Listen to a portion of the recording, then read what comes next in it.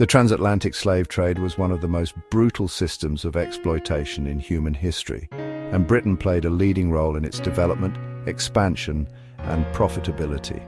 From the 17th century through to the 19th century, millions of African people were forcibly removed from their homelands, trafficked across the Atlantic, and sold into slavery in the Americas.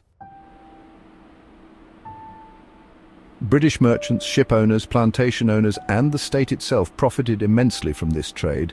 Yet, despite this centrality, many white people in Britain today exhibit a deep reluctance to engage openly with this part of the nation's history. This hesitation is not accidental. It stems from a combination of historical erasure, cultural defensiveness, emotional discomfort, and the long-standing failure of institutions, especially education and media, to fully reckon with the moral and material legacy of empire and slavery.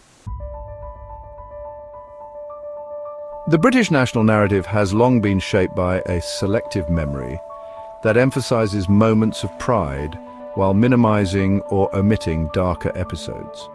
Within this framework, the abolition of the slave trade in 1807 and slavery itself in 1833 are often celebrated, with disproportionate attention given to figures like William Wilberforce and the British Navy's role in patrolling the Atlantic to suppress illegal slave trading.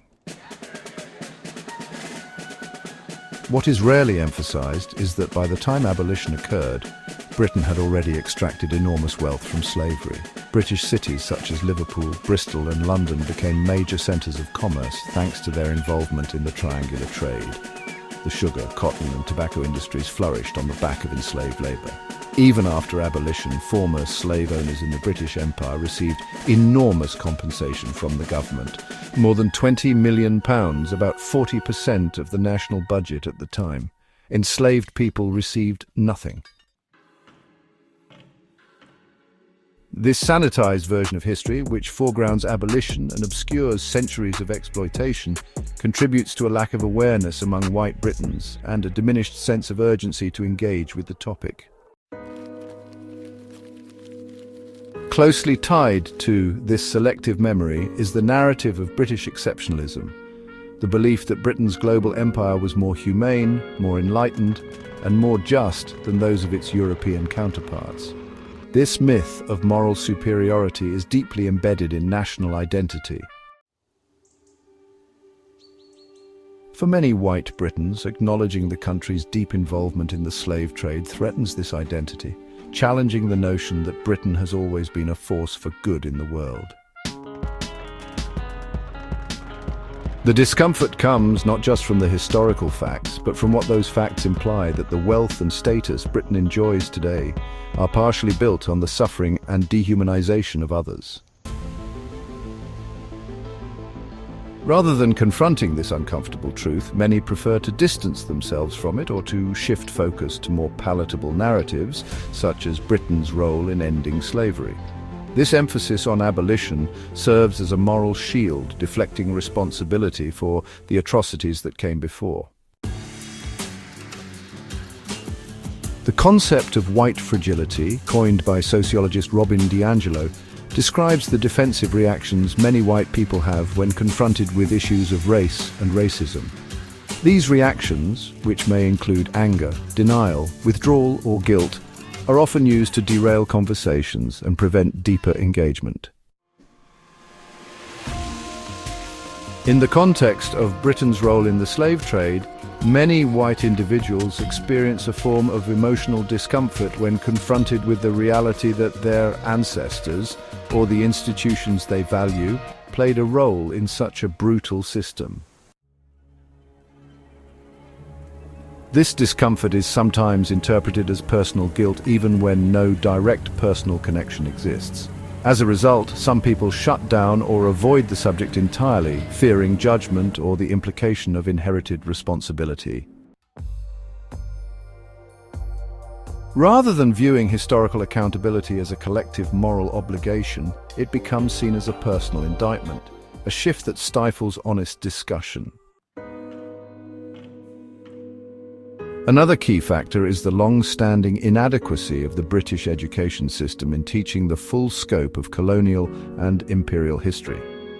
While there have been recent calls to decolonize the curriculum, many students still leave school with only a superficial understanding of Britain's role in the slave trade. Furthermore, Black British history is usually marginalized and treated as an optional supplement rather than an integral part of the national story. This institutional erasure means that white students may grow up without ever being challenged to consider the legacy of slavery or how its effects continue to shape society today. Without this historical literacy, there is little foundation on which to build meaningful dialogue. See, Britain's reluctance to engage with the history of slavery is also intertwined with a broader unwillingness to confront the legacies of empire and racism in the present.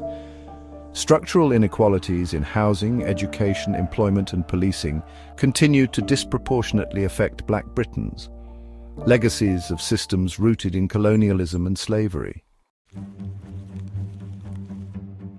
To acknowledge the slave trade's role in building Britain's wealth is also to acknowledge that these injustices are not simply historical, but ongoing. Many white Britons resist this connection. It is easier to treat racism as an individual failing, something belonging to the past or to extreme fringe groups, than to acknowledge it as a structural and historical phenomenon in which society is still complicit. Discussing slavery threatens to make these connections visible and undeniable, which is why some prefer to leave the past undisturbed. Media representation and public symbols also play a powerful role in shaping public consciousness. The national conversation about statues, such as the toppling of Edward Colston's statue in Bristol in 2020, revealed deep divisions. For some, these monuments represent heritage and national pride. For others, they are painful symbols of a violent past. The resistance to removing or contextualizing such statues illustrates how many white Britons view the past not as something to be interrogated, but as something to be preserved, often uncritically. Media coverage also often frames conversations about race and slavery as culture wars or ideological conflicts rather than moral imperatives. This framing can trivialize serious discussions and portray those demanding historical accountability as divisive or radical, further discouraging open dialogue. The reluctance of white Britons to talk about the slave trade is not a simple matter of ignorance or indifference. It is the product of centuries of carefully cultivated narratives, emotional defensiveness, and institutional failures. Overcoming this reluctance requires more than just including a few extra lessons in school textbooks. It demands a national reckoning, a willingness to confront the past honestly, to listen to the voices of those whose histories have been silenced, and to understand how that past continues to shape the present. Engaging with the history of slavery is not about assigning personal blame. It's about recognizing complicity, seeking justice, and building a future rooted in truth rather than denial. Only when white Britons are willing to confront this legacy openly and honestly can the country begin to heal and create a more equitable society for all its citizens. If you have got this far, thank you for watching, and please give me a thumbs up. If you find this subject interesting, please consider subscribing to the channel for similar content.